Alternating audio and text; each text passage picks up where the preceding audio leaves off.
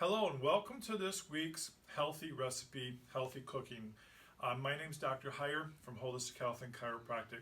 If you've been watching our videos, in the last few weeks we've been going over some healthy cooking, or in particular, more specifically, anti-inflammatory type recipes that I'm recommending a lot with my patients who are doing our 3-step detox and our mini detox. It's one thing to take supplements to help your body heal, but if you're not putting good nutritious food into your body, your healing is going to be restricted and inhibited. In fact, there are foods that are inflammatory, pro-inflammatory, that actually add to the problem, and there are foods that actually are anti-inflammatory, which help to reduce the problem. And those are the recipes we've been going over. So this week's recipe is spiced sweet potato and almond soup. You're going to need 4 cups of vegetable broth, one 15-ounce can of diced tomatoes, 2 medium sweet potatoes, peeled and diced, which we've already done, 1 medium onion diced, 1 jalapeno pepper, seeded and diced. Now, if you don't like that much spice, you can probably alter that and not put that in if you don't want to. Half a cup of unsalted almond butter. And if you're not familiar with almond butter, it tends to separate. The oils tend to go to the top and the material tends to stick to the bottom. You're going to want to stir that up and mix that up nice and good. We're going to do a half a teaspoon of sea salt, half a teaspoon of garlic powder, a half a teaspoon of ground turmeric and ginger, and then a 1/4 teaspoon of ground cinnamon. Just a little pinch of nutmeg as well, and then a half a cup of full-fat coconut milk, which we'll put in at the end after the soup is done. Okay, so we're going to start by putting in our broth.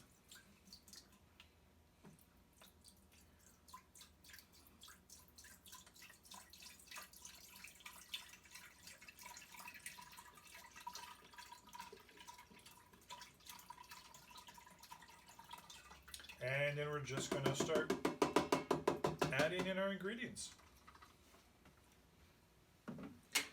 Our sweet potato, our onion,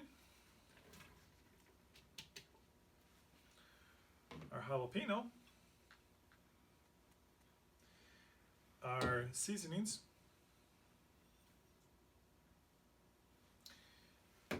our 15-ounce can of diced tomatoes,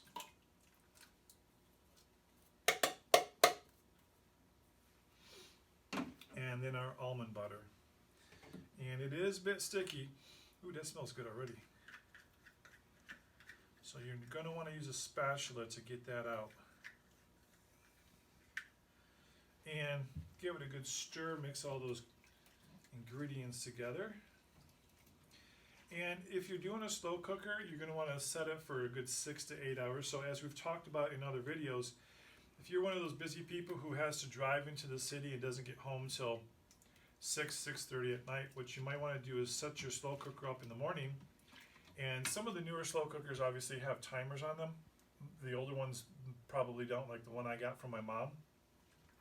But what you can do is go and get a timer that you plug into the outlet that you can plug your slow cooker in, and then set it for 6 to 8 hours before you get home. All right, now that's all stirred in there nice and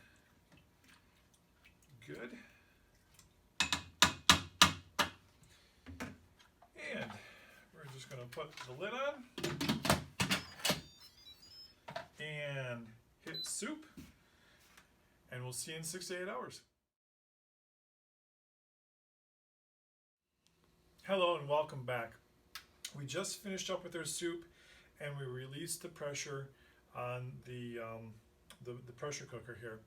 And the whole idea of us doing soups now is because we're getting into the autumn season. We're getting into a couple weeks in October and things are starting to cool off outside, and we just wanted a healthier alternative to soup. And it looks like the pressure has released. We may be able to open the lid now. Perfect, awesome. Now, we do need to get our milk.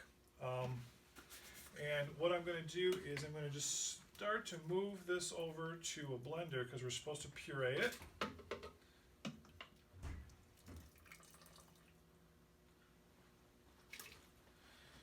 And it is going to be super warm, so I don't mess everything up here.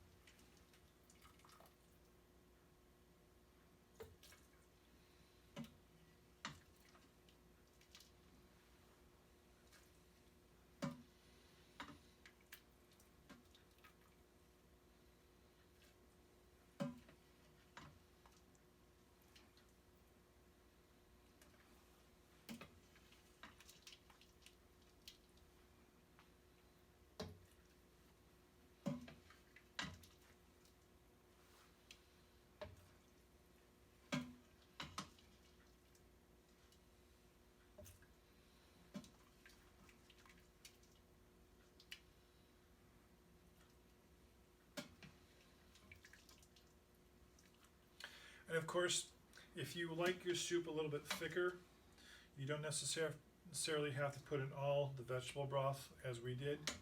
If you want it a little bit thinner, you can put more in. It's really up to you. And you can, of course, season to your own preference and your own taste. Alright. I'm actually going to put the milk in here. And we're going to put the lid here.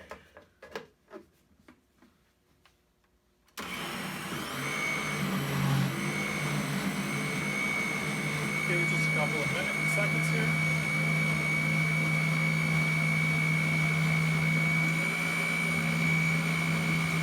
That looks pretty good. I'm actually just going to reintroduce this back into the big bowl with our coconut milk. Oh yeah, that's good.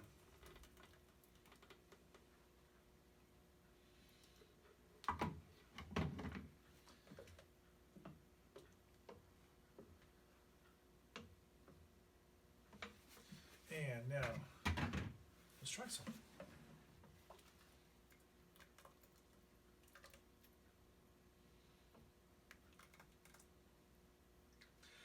And of course, if you want to have some chunks, if you like chunks in your soup, go ahead and leave some in there or puree it all. Let's see how we did.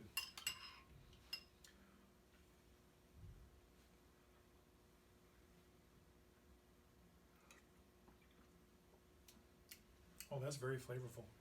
So add this to your anti-inflammatory recipe, give it a try, and see how you like it. Have a great day.